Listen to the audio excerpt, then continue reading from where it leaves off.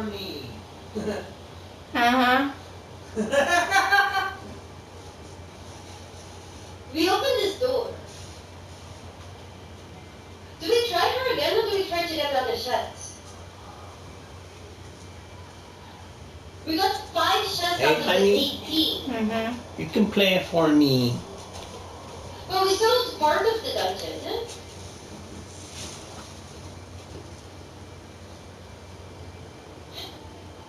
We could be like that person I watch, Mm-hmm. Wilson. We're still missing chests. Or on his channel, Let's he go lets back. his There girlfriend must be a way up. play the game. Mm-hmm. There's an elevator back there. Can I help you on Yeah, the... I think we missed an elevator. Joe Okay, comes.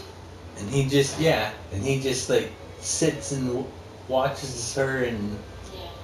waits for the You see this reaction Spartan and see how parade she program? likes That it. means that people who Except we need a camera, that's what he has. Where's the elevator? Or You I don't think control... he might have yeah, a camera, but I think it's PC he uses. Mm. Because you let her play the game and you can see them on the Yeah. couch. Yeah.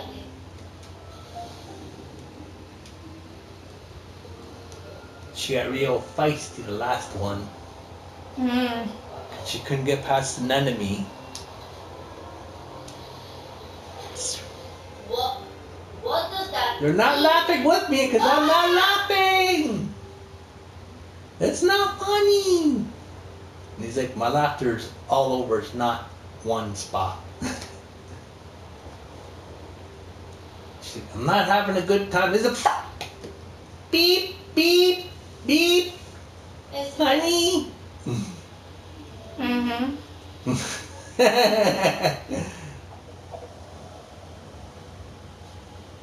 There's a hole here. Like I get honey. And Yeah. I'm like, honey, There's a closed gate. just take over for me. Smash? I done that Yeah, just Yeah. smash Honey, just take over. it. Behold. Yeah, I would get the game that she's on now, then I would just like take a really long nap and there you go, honey, have fun. I really wonder how the map of the entire place is like without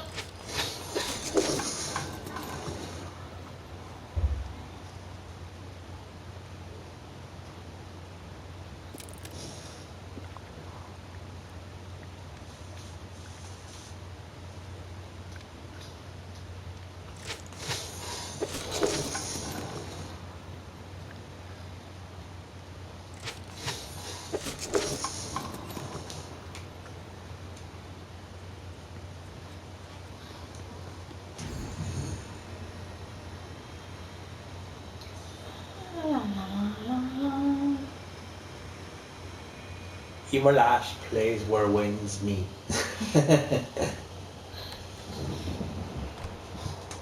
my butt cheeks were clenched. See how Evil Ash likes it. Oh god. She's got a tail. Oh god, this is her coffin! Now when she's on PS4. Yeah. Like that. Yeah. She's got a tail like that on the Ears, game. too. Got a tail, honey. Got ears too. I don't know what she is. I know she's a spooky.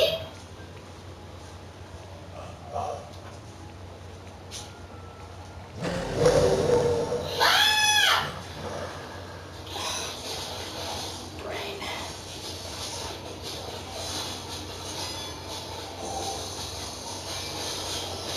Let's. Do you see? A 5.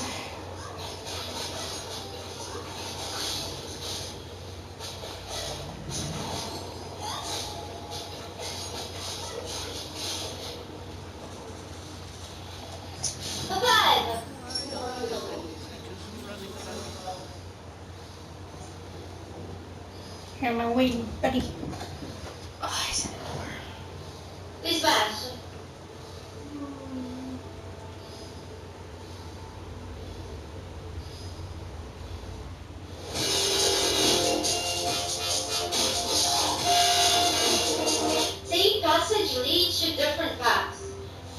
back again and again. Only one way to figure it out.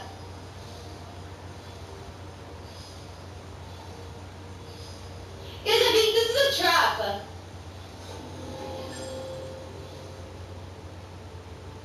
It wasn't.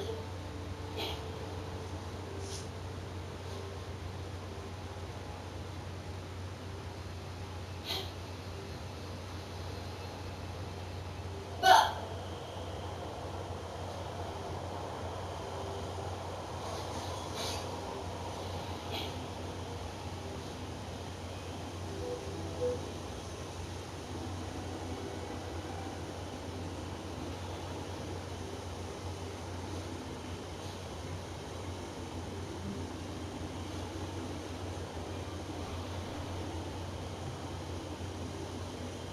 But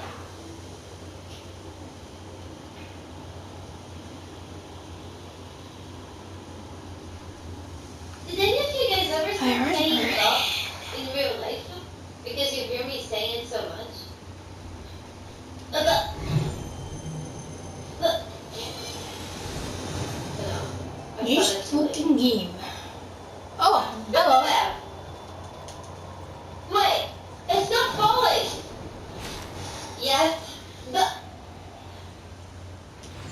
No, I bet you did.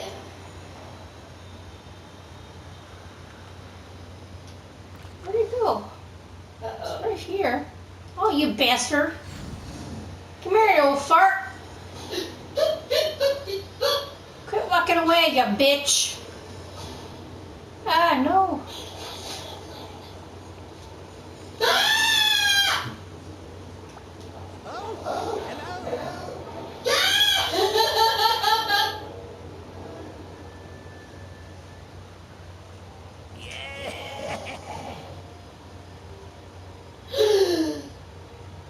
Oh my god!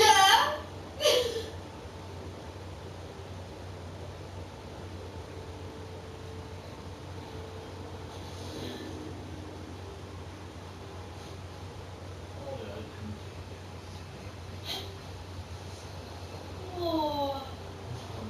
No, I don't like the new friend.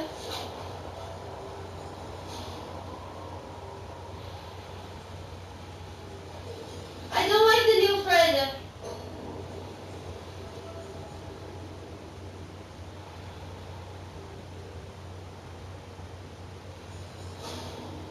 I should wait for my skill. I wouldn't get it even though it's free.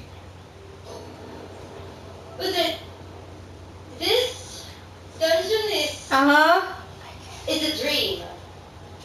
What? You know why? It's one of those games that would drive me nuts. I am so Like it's one of those confused.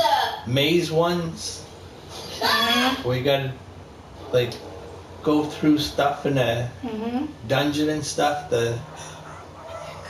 Those ones really like drive me.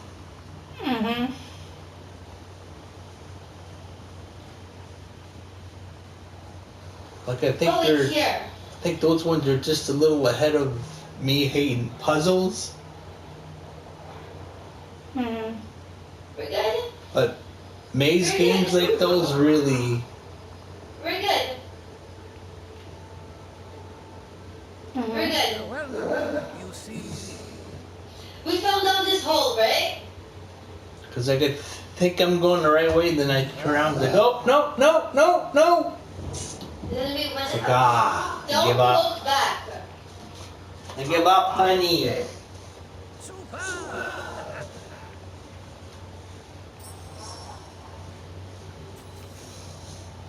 Seems like this valley brings lots of good fun. 3 and 5.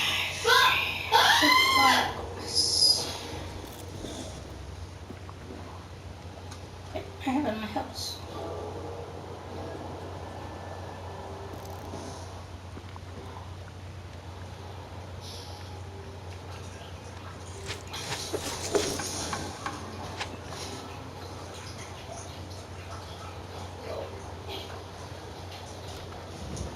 You see, that moved.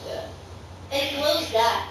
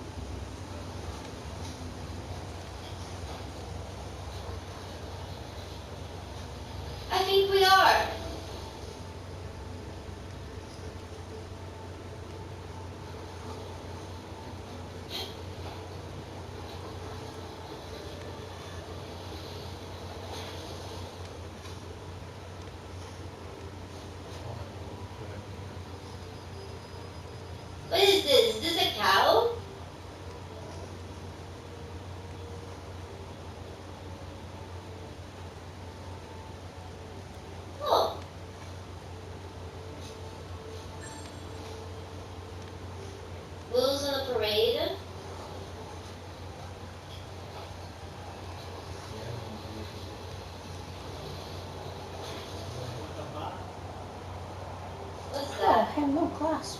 Oh. I thought I had glass. Okay, Is it a apparently that's potato with not. legs so The fuck? holding a spear?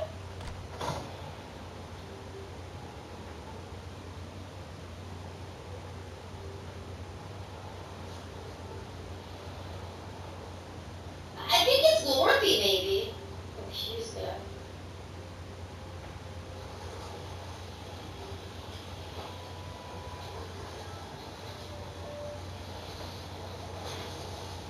What is that?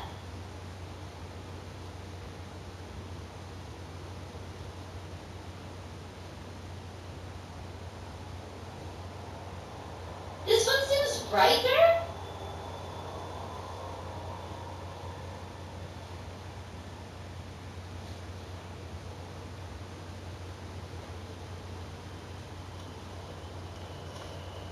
Oh! It's the same symbol! I think this is right.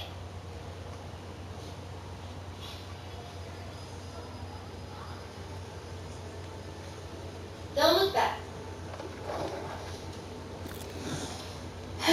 Fishy? It's fishy.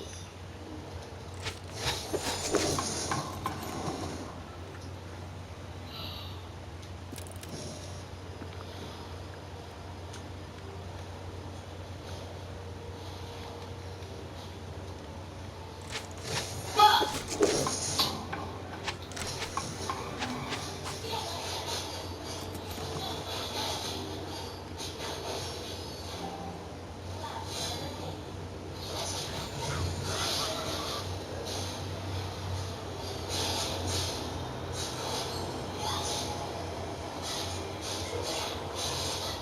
Where are we going now?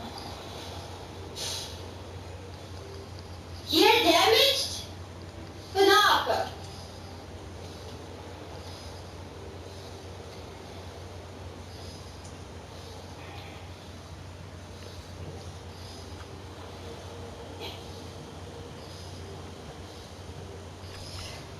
So crash. Stop over again. This valley seems Wait. Hello?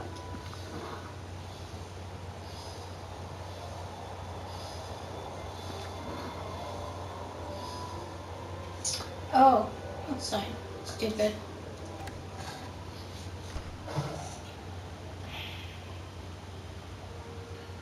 Do we take the chefs first or do we ask first?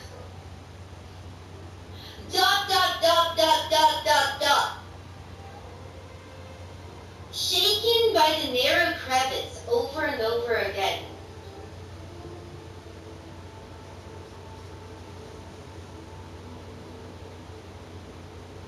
A way out, a way out.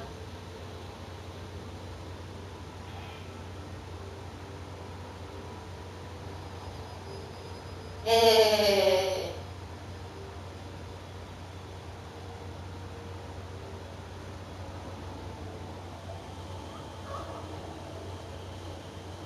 Ah! Easy crap.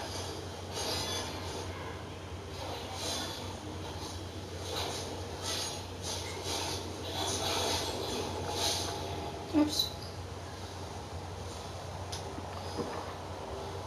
But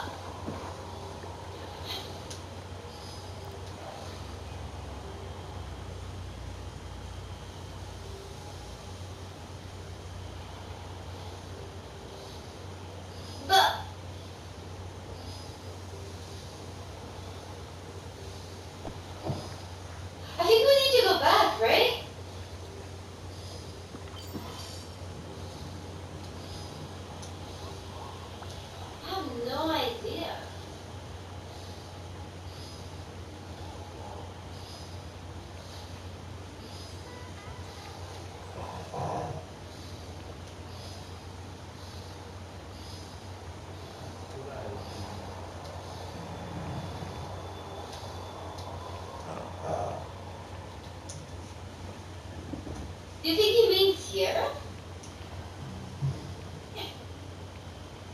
This is a crevice, right?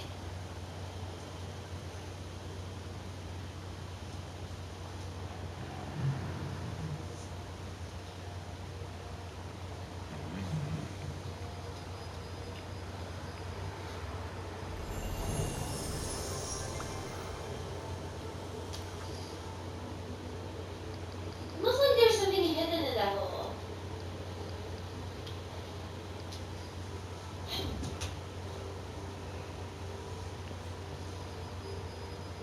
There is a chest up there.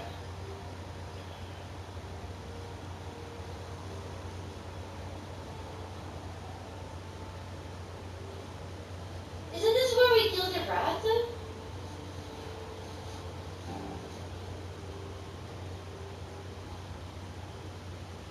Do we hole deeper?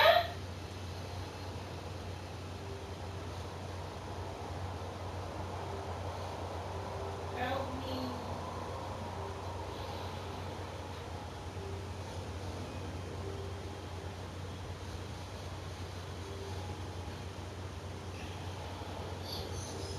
Nice. Fun. Okay. We got 10 chests. We know of 11.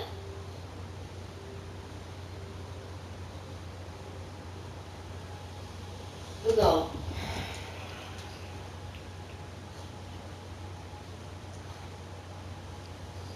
I'm scared of the lady. Uh-oh.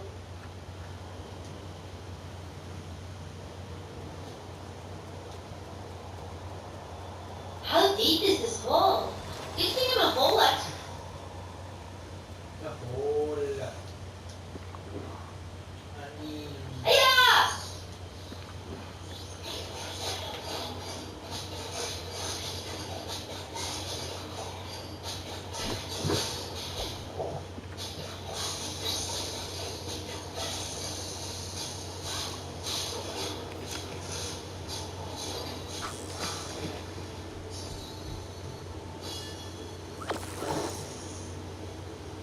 Come on.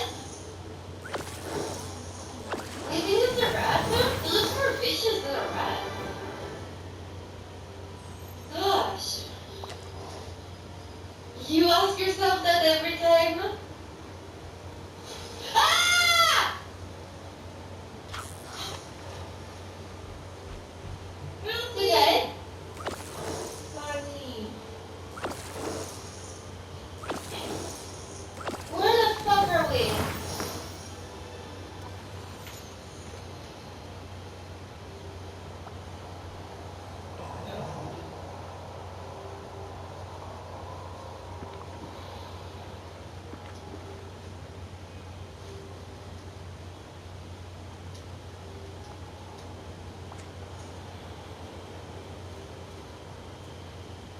I'm falling for this dungeon. This dungeon is sick. I actually love it.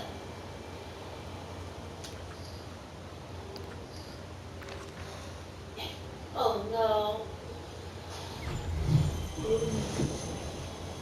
Is this the wrong way?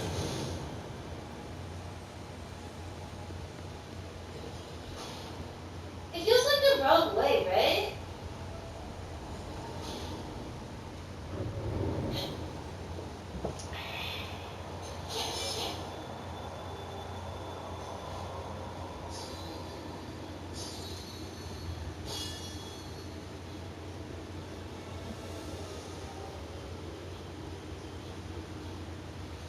Yeah, I started stream earlier today.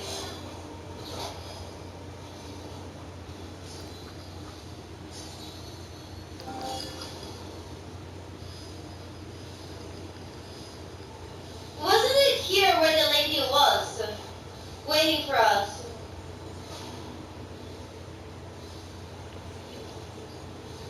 In the second hole.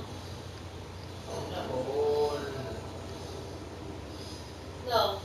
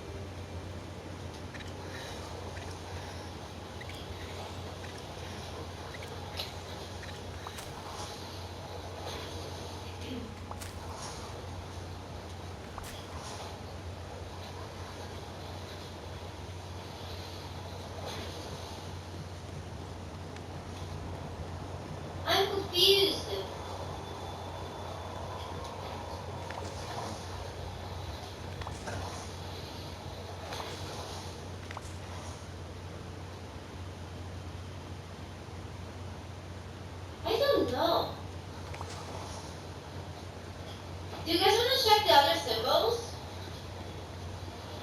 Maybe we do in order. This is the finish.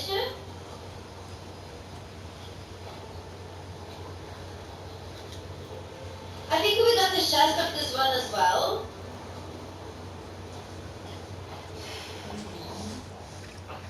Nope.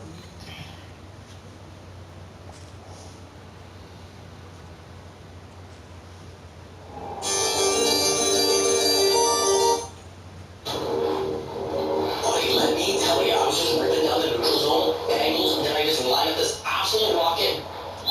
Bang, bar down. Best goal of the season. Be ready for the high-protein rum factor. With every challenge comes a chance to build better, stronger. Our plan is to create jobs, build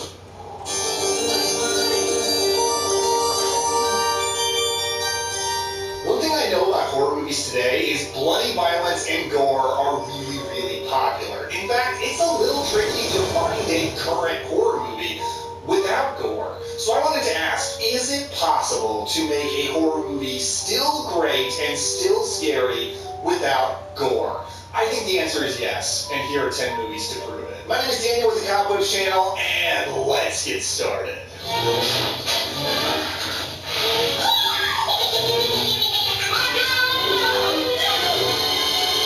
Tourist Trap from 1979. I knew it would be really easy to fill this list with ghost movies, haunted house movies, as most of those don't tend to have gore and also tend to be considered some of the scariest horror movies. But Tourist Trap is actually a classic era slasher. It has a pretty standard slasher premise about a group of young people out on a trip, and when their car breaks down, they find themselves stranded at a roadside museum run by a very strange man and populated by his collection of lifelike wax mannequins. This is actually produced by Charles Band, the man that would go on to found Empire Pictures and Full Moon, and strangely enough, this movie is PG. It is a slasher movie that does not have gore. Now, that's not necessarily super unusual for the 70s. Halloween and the Texas Chainsaw Massacre both don't have gore either and just aren't going to make this list because it's just way too obvious. Gore would become a staple of the slasher genre the very next year when Friday the 13th came out. But Tourist Trap is definitely scarier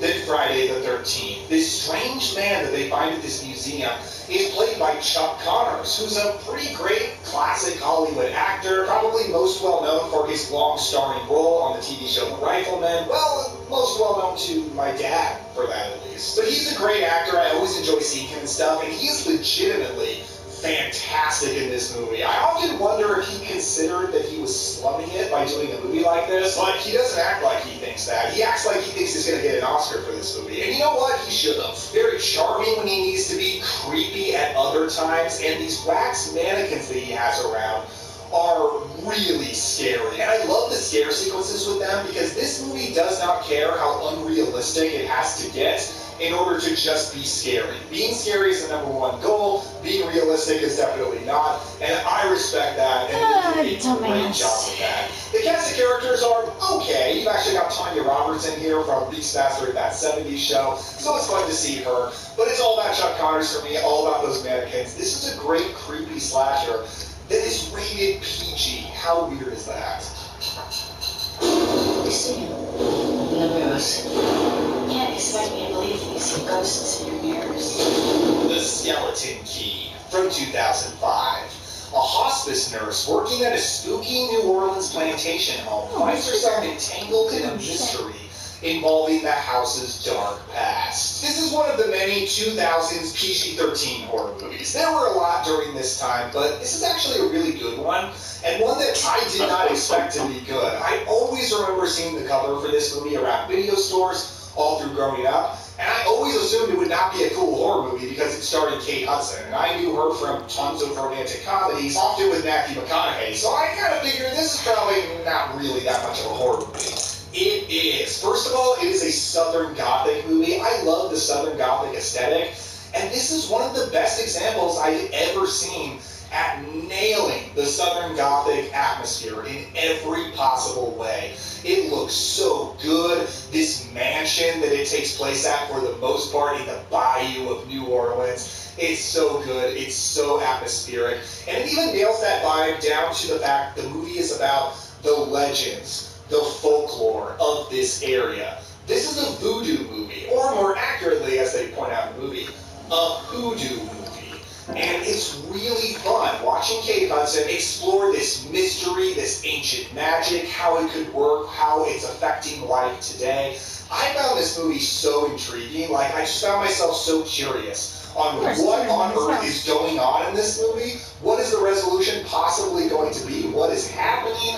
And by the end of it, I was incredibly satisfied. I think it has such a killer ending. So The Skeleton Key is a really fun, witchy mystery that does have some violence here and there, but definitely never has gore.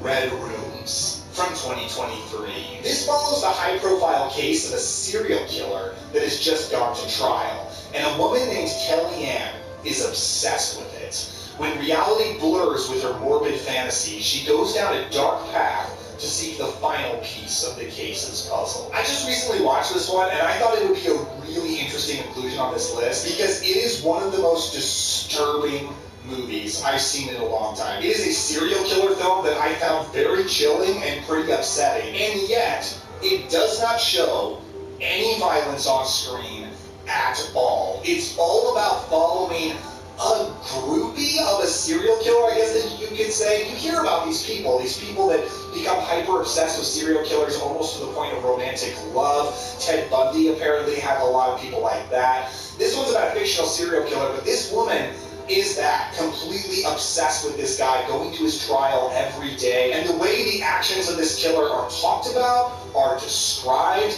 even watching characters watch video footage. Not watching the video footage yourself, but watching characters watch it, scared the hell out of me, man. Like, it's just one of those movies that makes you think about the horrific things that people can do to other people, and it's upsetting stuff. It's a Canadian film, but almost entirely in French. The lead actress is great, playing a character who is completely dead inside, almost like a female Patrick Bateman. She is simply not there. Something else that makes her interesting is she lives almost her entire life online, and she's really tech savvy, and she can do most anything she wants just using the internet and an AI bot that she has in her house. It's sad but realistic at the same time, and what really kept me most intrigued throughout this is wondering how dark is she going to go? What exactly is her end game here? As a character who doesn't talk very much, you're constantly wondering, what is she really after? This is disturbing, it's really good, and there's no violence at all. That's incredibly impressive. Of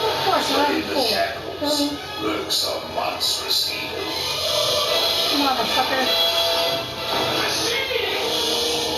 The Phantom of the Opera from 1962. So like I wanted to avoid too many haunted house movies because I thought that would be too easy, I also wanted to avoid too many classic pre-70s horror movies, as unless you're talking about Herschel Gordon Lewis, or honestly Hammer's The Curse of Frankenstein, they're pretty much never going to have gore. But I did want to include one, so I included Hammer's version of The Phantom of the Opera, which I think is an incredibly underrated movie. This is my favorite Phantom of the Opera movie. I like the Lon Chaney version. I'm less a fan of the Claude Rains version, and there's some other decent ones around, but this is the one that gets me the most. It's a really interesting version of the story. It doesn't paint the Phantom of the Opera as the ultimate villain, but rather the true villain is Michael Gough, an actor that I always enjoy seeing in movies like this, a man who horrifically betrays another man and leads to this man becoming scarred and becoming the Phantom of the Opera. And I think the Phantom has got such a cool look. I love the mask in this movie. I think it's really creepy, it's very striking, and it's very different. I've never seen another Phantom of the Opera movie do a mask like this. Herbert Long plays the Phantom. I think he's absolutely fantastic. You've got Heather Sears as Christine, and they have a less of an obsessive romantic relationship in this version. It's a little bit more focused on the Phantom's passion for music. Some might find that aspect a little disappointing. I personally don't. I think it works really well. And she's got a great relationship with a love interest in here. He's a pretty terrific character as well. By today's standards, all Hammer movies are pretty tame, but for their time, they were pretty boundary pushing with the amount of blood that they had. But I do think The Phantom of the Opera is a particularly less bloody, less violent Hammer movie, making it all the more eligible for this list. but it's just a great story. It's got great characters, and the Phantom of the Opera atmosphere and its look, it's all super cool. I can just get the key to 1408. There have been 56 deaths in 1408. 1408 from 2007. A man who specializes in debunking paranormal occurrences checks into the fabled room 1408 in the Dolphin Hotel. Another 2000s PG-13 horror movie. This is a Stephen King adaptation, and it came out when I was a young teenager, and it almost instantly became a classic for my entire family, except my mom, who can't handle watching any horror movies of any kind.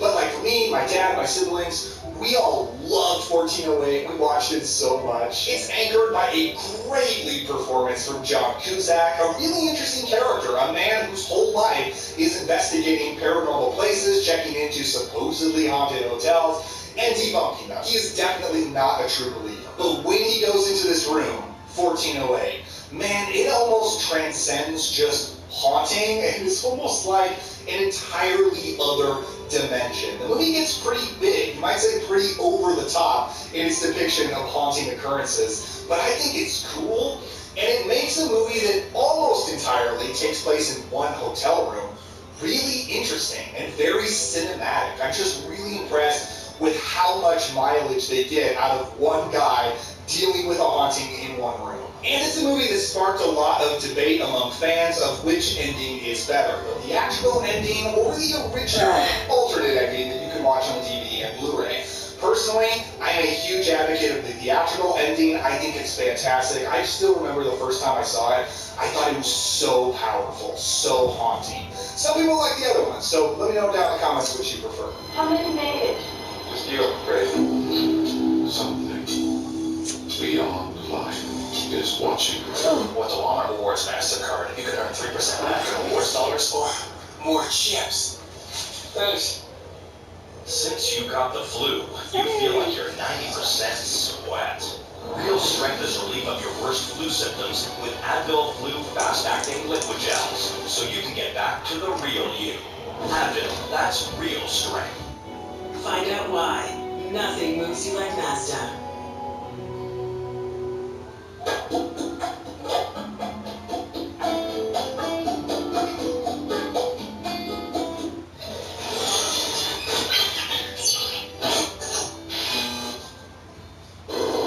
Sole Survivor from 1984. This is about a woman who is the sole survivor of a plane crash, and she tries to move on with her life after this, but she begins to believe that she was not supposed to survive that crash, and death is now coming for her. This is one of my favorite 80s horror films. And the 80s is a decade that's almost defined by gore. It's when practical effects got really good and gore got really popular. You could have a lot of it. Tom Savini was instrumental in making that happen. But this is one that is very subtle and very creepy. In fact, the most violence you ever see on screen is just one guy gets stabbed, there's a little blood, but that's it. All the rest is just dread, as this woman just sees creepy people around, just standing off in the distance, and begins to believe that these are figures of death itself coming for her. It's definitely partially influenced by Carnival of Souls, fantastic 60s horror film, but it's not hard to see how influential it was on later movies like the Final Destination franchise. And even It Follows, if you're a big fan of It Follows and you watch this, those scenes of people standing in the distance feel straight out of that movie. But while you might think all these slow, subtle, creeping dread might make this kind of a boring movie, it's not, because the characters are so fantastic. I love this main character, despite the fact that she's going through a horrible situation. She's the kind of character who breaks through all tension with humor. She's actually pretty funny, and I just find her incredibly likable. And she's got this romance, this blooming romance in the movie going on with her doctor. He turns out to be a great character as well. So I love following these people. I find them incredibly interesting, the story as well, and it genuinely creeps me out.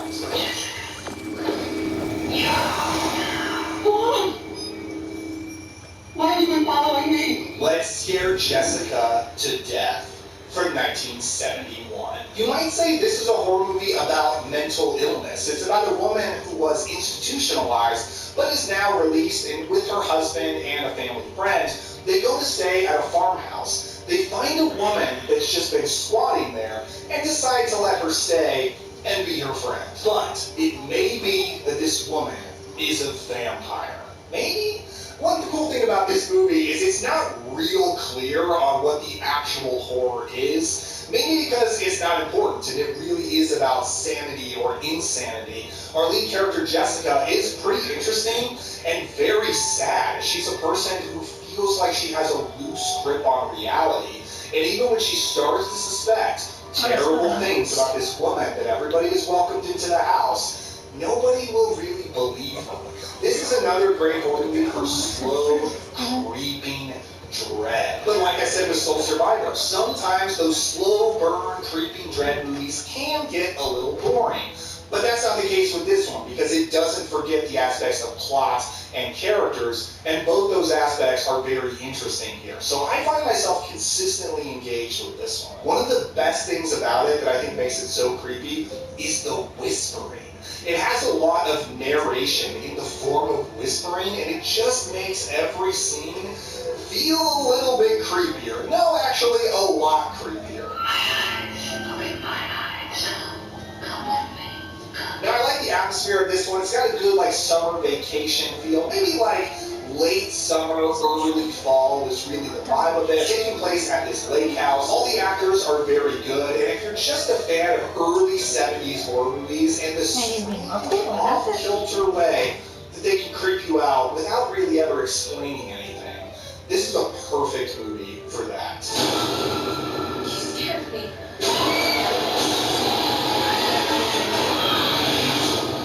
Happy Death Day from 2017. Yeah, this is my cheat on this list. Does Happy Death Day accomplish being scary without gore?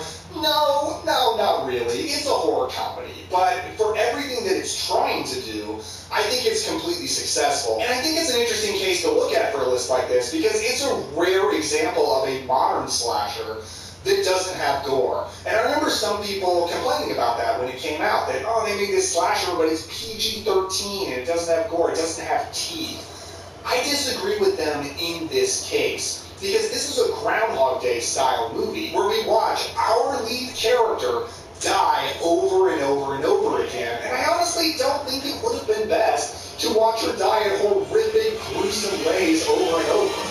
Especially since that doesn't feel like the point of the movie anyway. The point is her character arc, trying to solve a mystery. And it's not like the gore would have really hit some kind of visceral way. The movie's too light and bubbly for that. I tend to really enjoy Groundhog Day style movies. It's a great formula, and I do think Groundhog Day is one of the best. Oh, beast in my face! And this is a fantastic horror version of it.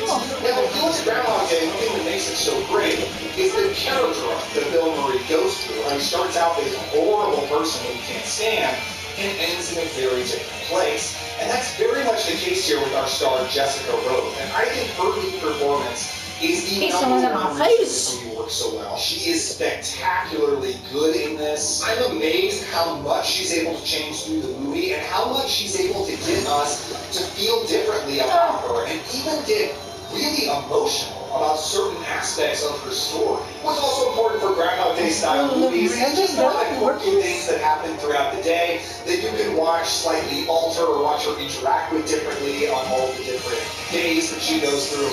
And this movie nails that. There's a lot of fun side characters. I do think as a slasher movie, even without the gore, it works pretty well because the slasher's got a cool, creepy design, and there are still some intense sequences. This movie is just fun. It is bubblegum, cotton candy horror in the best way. That beast asked about this. Whatever it is, starting desperately to weaken. The Changeling from 1988. Oh man, this When you game think is... about horror movies that don't have gore and are so scary, this is exactly the Oh no, I went to the fucking... traditional haunted house movie that relies on bitch. atmospheres and spooky feelings rather than on-screen violence. I didn't say I would avoid those kind of movies entirely, just didn't want to put too many on here. And The Changeling is one of my favorite examples of that. This is another one like Happy Death Day. Maybe the biggest reason it works is the lead performance. George C. Scott, man, he's amazing in this movie. He is so likable and feels so real. The opening scene of this film is so horrific. It doesn't have gore, but it is very disturbing. And watching him deal with that throughout the rest of the movie, trying to still be a strong man who can keep it together, but dealing with the worst feelings imaginable, it's really interesting to watch a character like that deal with it. I do think it's incredibly creepy. The ball down the stairs sequence is definitely a highlight. I love the cozy, chill atmosphere. I love the vibe of this house that he lives in. Oh, yeah. The mystery. It is really interesting watching him uncover this mystery, trying to figure out how could this possibly go. It's great stuff. The Changeling is an absolute classic of 80s horror.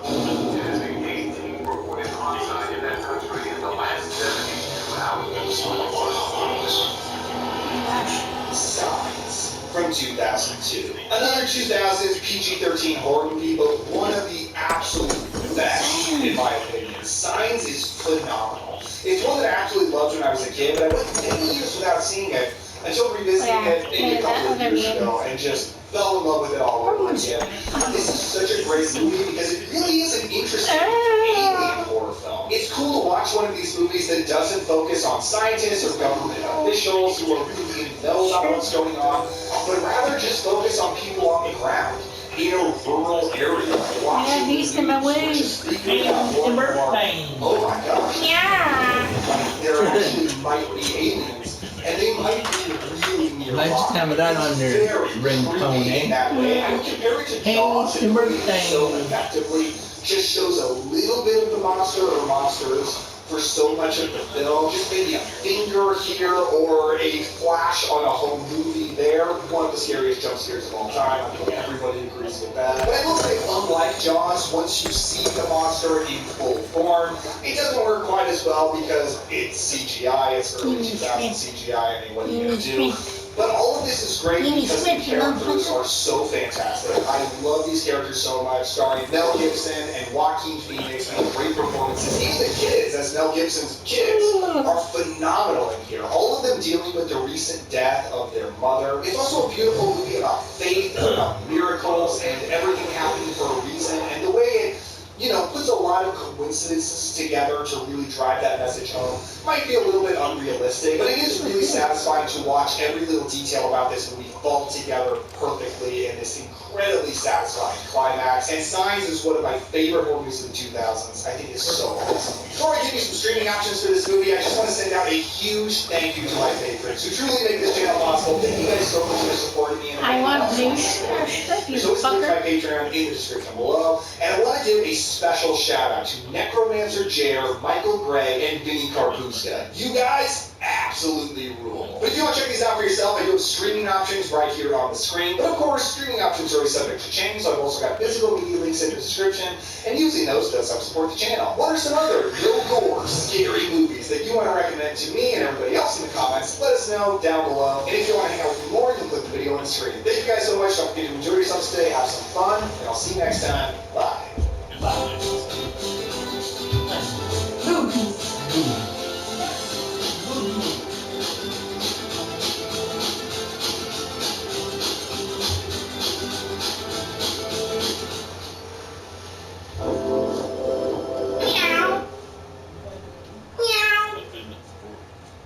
Meow, meow, meow, meow, meow. Meow.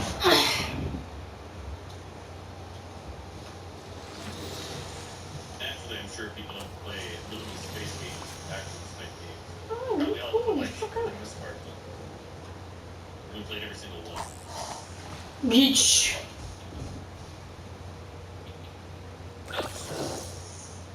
Looks like just building right now. Commits like just have it.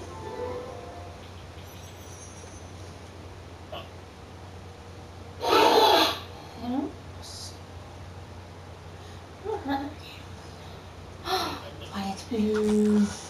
Shrimp. Ladies and gentlemen, the co-op streets are back in. Yes, the series where myself, Cheek, and Canada are working together in unison, but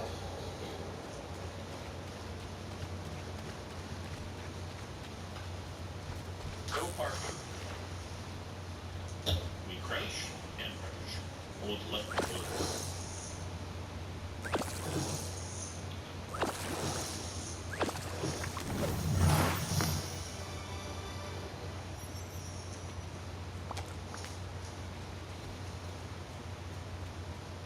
Look.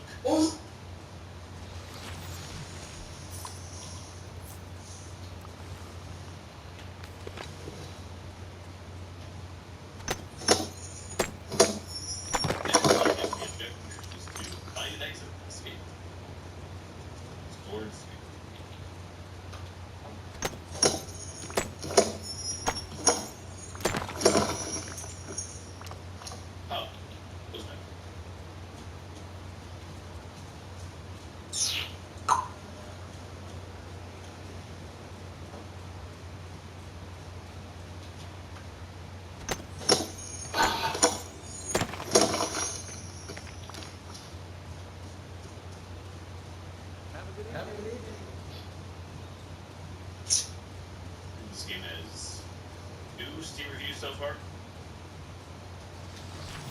I didn't bother to go on itch to see. I got the store page for this to see when it was actually published. It should have. Oh, memory. Curiosity. Memory. Since joins us from Wales, yeah. Join us. Bye-bye. Oh, wait. Cool. I haven't had this much fun since last. Heck. So.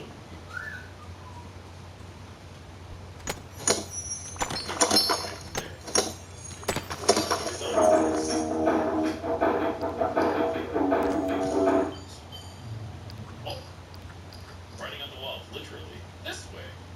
It's line. DOD.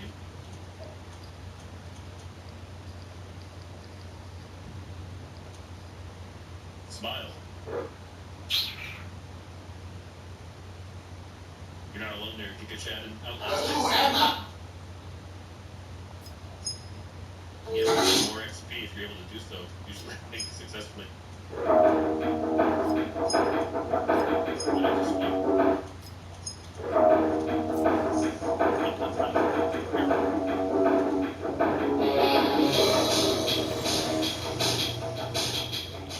Hey Dreamers, Happy New Year, and welcome back to Colin's Dreamlight Magic.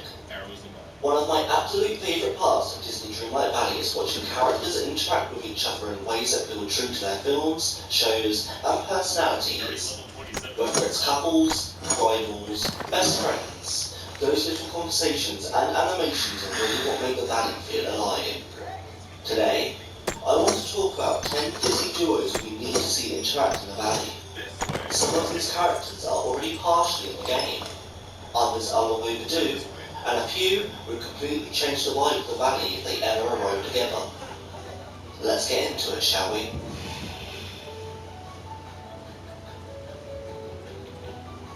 Dipper and Mabel would instantly bring Disney Channel chaos and heart into the Valley. Their sibling dynamic is one of the strongest duos Disney has ever produced, balancing mystery, comedy, and genuine emotional moments. Dipper's obsession with uncovering secrets would fit perfectly with ancient ruins, forgotten lands lore, or even Merlin's magical experiments. Mabel, on the other hand, would inject pure colour and joy into the Valley. Her quest could revolve around crafting, decorating, and bringing villagers together, while Dipper's could focus on puzzle solving, investigations, and uncovering hidden areas. Seeing them argue, support each other, and grow would make the Valley feel more alive. Their interactions with characters like Merlin, Penelope, or even the Forgotten could be incredible. Dipper questioning the Valley's mysteries, or Mabel just vibes with it would be peak Dreamlight storytelling. I know I just walked in from this support for a little bit, looking there, right? I'm sure it was always here, but I was... Well, we already have Stitch, but without Lilo, something feels incomplete. Their relationship is the emotional core of the franchise, and Stitch's character feels quieter without his Ohana. Lilo would ground Stitch, giving him more heartfelt dialogue and quest focus on family, belonging, and acceptance, instead of him just being mischievous all the time. Lilo could bring photography-style quests, animal care mechanics, or even record collecting inspired tasks.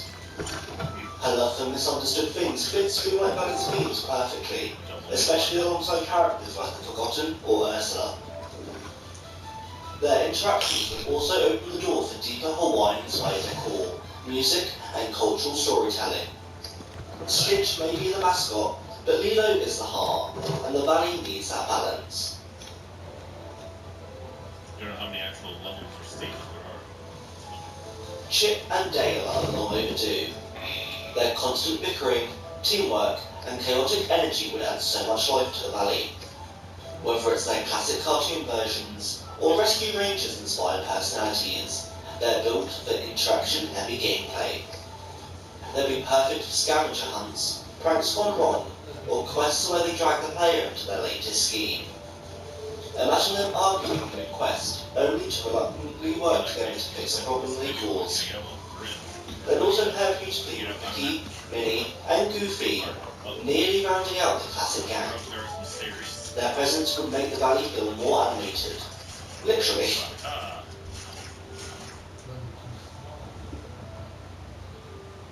Judy and Nick are one of Disney's most beloved modern duos, and their chemistry is unmatched.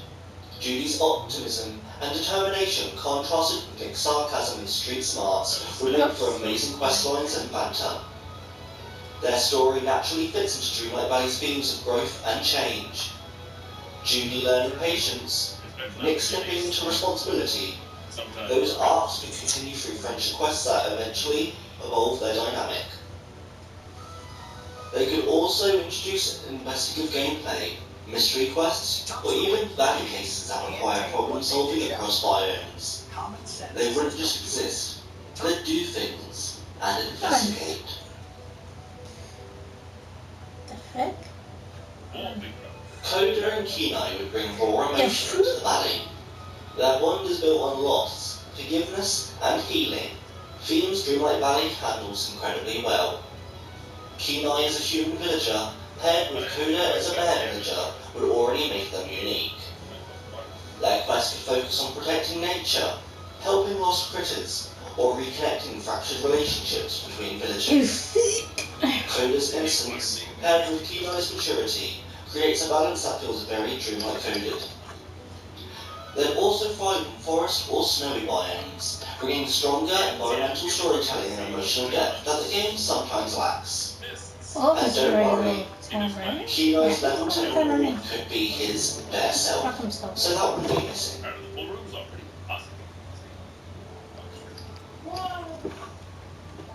Okay, here we are. This duo bring pure personality into the valley. Kermit's calm, thoughtful leadership and Miss Piggy's dramatic confidence would result in some of the finest dialogue in the game. Miss Piggy would absolutely demand her own spotlight.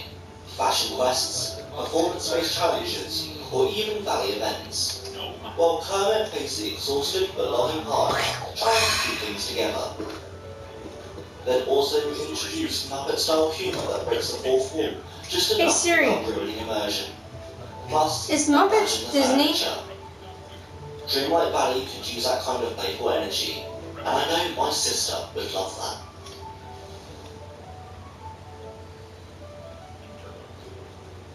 This one hurts because it should already exist. Vanellope is in the game. Ralph was in the launch trailer, and yet they're still separated. Their friendship is foundational to both characters, and Vanellope feels noticeably incomplete without Ralph. Ralph's presence will unlock so many possibilities. Arcade-style quests, strength-based mechanics, or even rapid rebuild gameplay loops. His emotional growth, paired with Vanellope's chaotic joy, is a perfect contrast. Their reunion would also feel earned. Bringing Ralph in after all this time would be a powerful moment for long-time players. Or is this a waste of time? But hey, that'd be hard to do. With Cinderella and Fairy Godmother already in the game, Anastasia and Drizella are missing chaotic pieces, besides Lady Tremaine. They'd add humour, drama, and a more grounded villain-adjacent dynamic that isn't world-ending. Anastasia especially has room for growth, redemption, or at least comedic self-awareness.